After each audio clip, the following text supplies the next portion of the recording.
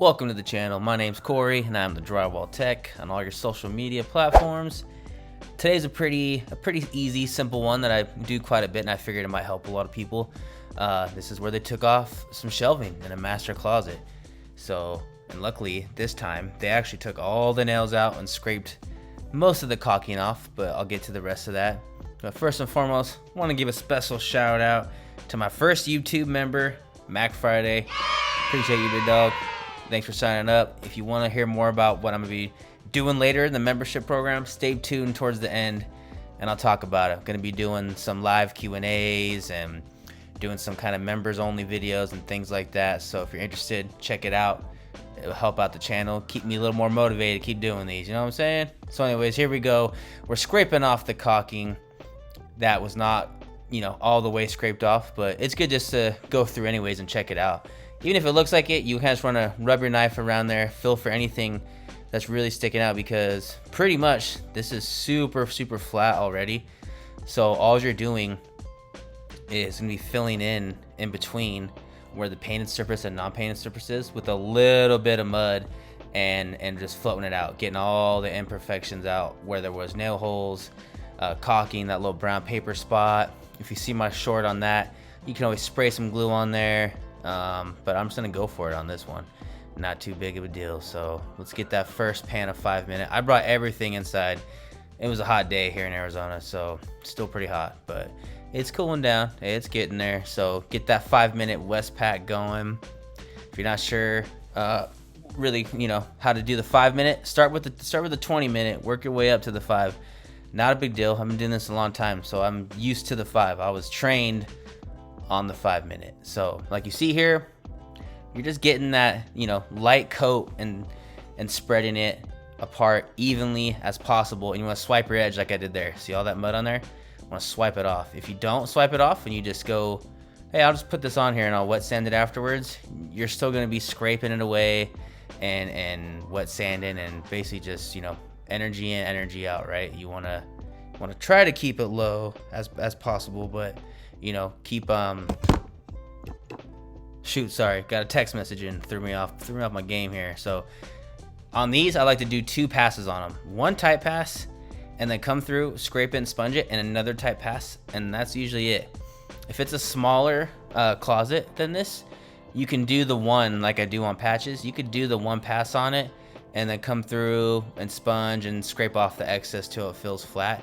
But on these, I really like to just do 2 tight pools of mud. I feel like that's the best way to go about this. So the mud's drying up on me quicker than usual. That water is a little dirty. I know you can see the mud in there. Usually got a clean bucket, but I left it on a bigger job. So you want to scrape out your mud.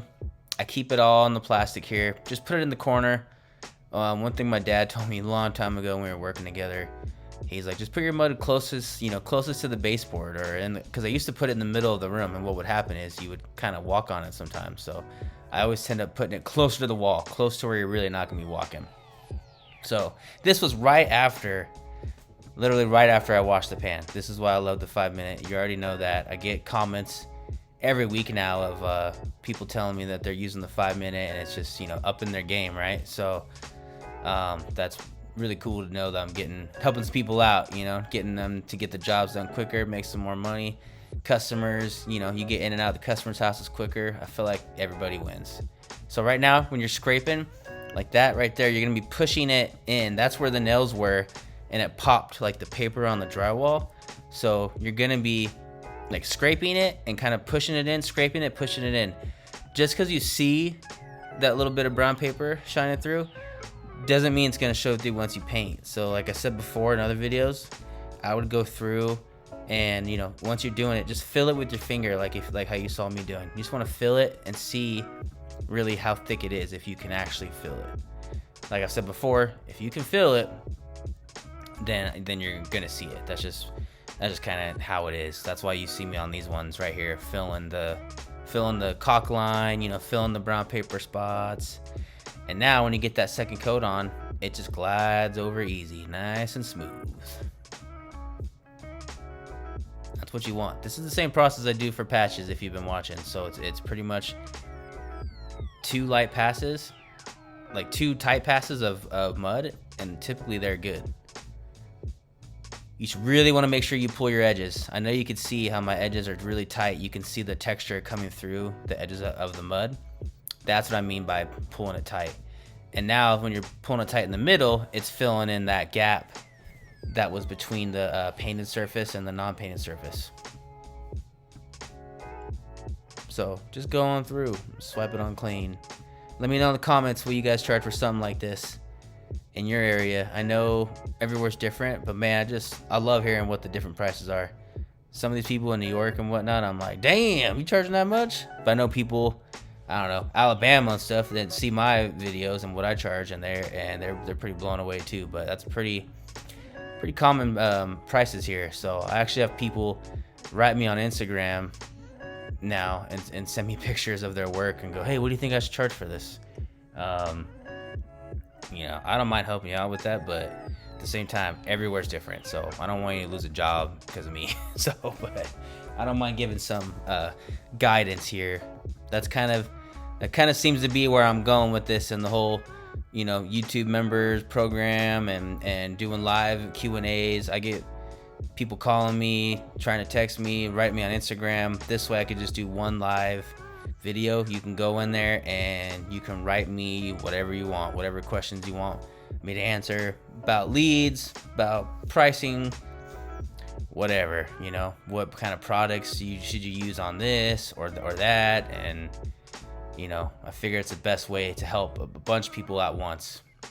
Because if I don't get back to you quick enough, if you write me on Instagram, just remember I do have a, you know, actual company I'm running to where I got to answer emails from people that need work done, text messages, Google leads, Instagram leads. People write me on TikTok asking for jobs now. It's pretty damn cool. So I should have started doing this earlier. It definitely helps. And I got the first one is $1.99 a month. You can check out the details, and that's $1.99 a month, not $199. So, and that's literally just to help support the program or support my videos. You know, that helps. You get first response to the comments when you ask questions. You can see videos first before everyone else does. Get a specialty badge. You know, nothing too crazy, but it still helps support the channel. The other one's $5.99 or $4.99 a month. And that one is where you're going to start having the live video calls and the members only videos. So that's not much. That's nowadays, shoot, that's less than a coffee at Starbucks. I think that's less than a double cheeseburger at McDonald's, but I'm going to start doing them here soon. We're going to do 2 30-minute live YouTube videos a month. So you can go in there, type your questions in, I can help answer them. That's it. That's my spiel. I just want to get out there. But as you see now, we're going through. After the second coat, you're scraping it, you're sponging it down, you're filling it out. You want to make sure to sponge that mud into the edges here. That's the biggest thing. And I don't know if you noticed too, I have my sponge in the corner. I'm like pushing the mud. See that? I'm pushing the mud in the corner, kind of like a caulking, you know, like I want to get that nice and tight because there was some tape there that got pulled off, but doesn't necessarily mean you need to add more tape.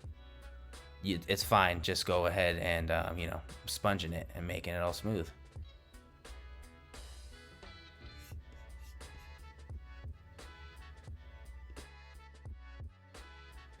So now this one, I'm going to be doing it differently because this is now a smaller one. The bigger, all the rest of the areas are all done. So on this one, I'm going to do the one pass on it. So I'm loading it up with mud, still pulling the edges tight, but I'm making sure that middle part has enough mud on there to where when I come back next time around, I could sponge it, scrape it smooth, and that's it. A one and done. Now, I guess I could have done that per section, you know, down here and to the right and to the left, but still on the big areas, I find it, you know, physically, I think easier to just do the 2 tight pulls. But if you want, you could do it this way. So I wanted to show you 2 different ways. So throwing a bunch of mud on there, leaving it on a little bit in excess, still pulling the edges tight. And then you come back, you sponge it, scrape it, and that's it. It's ready for texture. Speaking of texture, I was almost out this day. I Barely had any left in my bucket, and I remembered the red tail texture gun. This thing has saved me just in the fact where it could still hold mud, and I use the same mud typically all around for all the textures. So grab the red tail texture gun. If you don't know what this is, it's for your spray textures, your knockdown, your orange peel, your popcorn texture. And look, check it out, y'all. That's the mud that I had left in the bucket. Barely anything. So I had a box in the truck, but wanted to avoid not having to take it all out and mix it all up, because time is money, right? So that's the Soquete mud right here. And this is what I use for all my skips and my knockdowns. Orange peel, sometimes I use this, but depending on how rounded it is, I might use something else. But so this is the skip trial. We got this through Arizona. I know it's a little funky. I had to get used to it too when I first moved here, but now that I've been here, I actually like doing it a lot. So what you want to do is get your mud like a pancake batter consistency, a little bit wetter, I would say.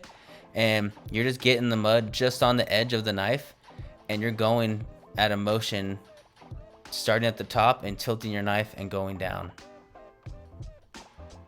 And once you go down, I like to go the opposite way to flatten it out, depending on how the skip looks. If it looks a little fatter and wider than what my 6-inch knife can produce, that's when I'll go left and right after I go, down on it like here. So I'm gonna let this play out so you can watch if you got this in your area and you're trying to learn it. So check it out.